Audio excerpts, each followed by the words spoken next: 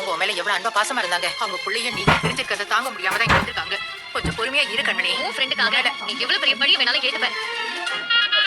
ஆனா அந்த குடும்பத்துக்காக வேற எந்த பொண்ணுமே ஏத்துக்க முடியாத பழியெல்லாம் நான் ஏத்துக்கிட்டேன்.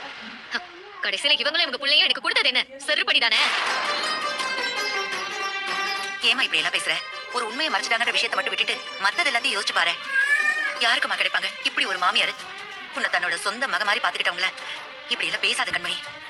பாவம் கண்மணி, அவங்களே சங்கடப்பட்டு பேச முடியாம வாயடைச்சு போய் நிக்கிறாங்க. என்னால விடவும் முடியல, அவளை மறக்கவும் முடியலடா. இதெல்லாம் உனக்கே ஓவரால பொண்டாட்டி தொலை தாங்க முடியாம வீட்டுக்கே போக முடியாம அவன் இங்க வந்து சரக்கு அடிச்சிட்டு இருக்கான். நீ என்னடானா பொண்டாட்டி உன்னை விட்டு போயிட்டாருன்னு அவளை நினைச்சு அழுவுறா. இந்த பாருக்கு எவ்வளவு பெரிய அசிங்கம் தெரியுமா அது? ஏய், உனக்கு அவளை பத்தி தெரியாதுடா. தெரிஞ்சா இப்படி பேச மாட்டேங்கடா. அவ்வளவு வசதியாவ அப்புறம் ஏன்டா உன்னை அளவு விட்டுட்டு போனா? ஏய் நீ இதுக்கு உனக்கும் என்ன சம்பந்தம்? கண்மணி, என் கண்ணு முன்னாடியே என் ஃப்ரெண்ட்ஸ் நீ அவமானப்படுத்துறது சரியில்லை.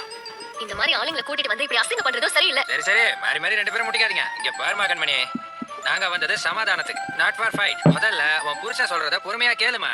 நான் எதையும் கேட்க தயாரா இல்ல. அது அப்படிதான் சொல்லும் ப்ரோ. நீ டைம் வேஸ்ட் பண்ணாத. டக்குனு லவ் சொல்லி ஸ்டார்ட் பண்ணு. இப்ப என்ன உனக்கு? நான் வெண்ணில லவ் பண்ணதான் பிரச்சனையா? அவ யாரு வெண்ணிலா? என் வாழ்க்கையில அவ ஒரு செத்த காலம். நீதான் என்னைக்குமே எனக்கு பொற்காலம். கண்மணி, நான் உன்னை கேக்குறேன், யாருதான் கல்யாணத்துக்கு முன்னாடி காதலிக்கல? வாழ்க்கையில 2-3 தடவை கூட காதல் வரலாம். ஆனா உண்மையான காதல் எப்பங்கிறது தான் முக்கியம். யார் பண்ணீங்க? தனியார் லேடிஸ் வந்து பிரச்சனை பண்றீங்க? கேட்கறதுக்கு ஆளுநர் வச்சிருக்கீங்களா?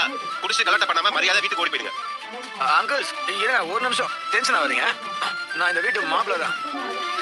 இவன் என் காதலி கண்மணி. இல்ல என் பொண்டாட்டி கண்மணி. அவங்க என் மாமியார் காவேரி, இவங்க என் சின்ன மாமியார் சரசு. காவேரியம்மா, என்ன அதெல்லாம்?